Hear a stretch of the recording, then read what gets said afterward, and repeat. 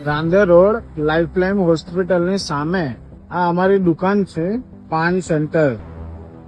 એની સામે અમારી કાલે સવારથી ગાડી પડી છે. આજે આ ગાડી કોની છે અમને કઈ ખબર જ નથી.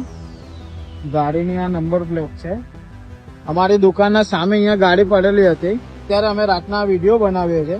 હવે ગાડીમાં ભાઈનો સામાન પડ્યો છે. આ એનું હેલ્મેટ છે, આ એની થેલી છે.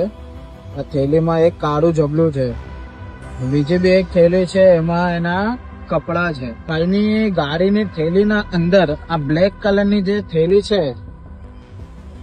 એના અંદર છે ને બહુ બધા પૈસા છે. એના અંદર જો તમે જોઈ શકો છો પૈસા છે, આ માવો છે. તમને એવું નહીં દેખાય ને આ કઈ કોટરીઓ બી છે. જો દારૂનું બોટલ બી છે.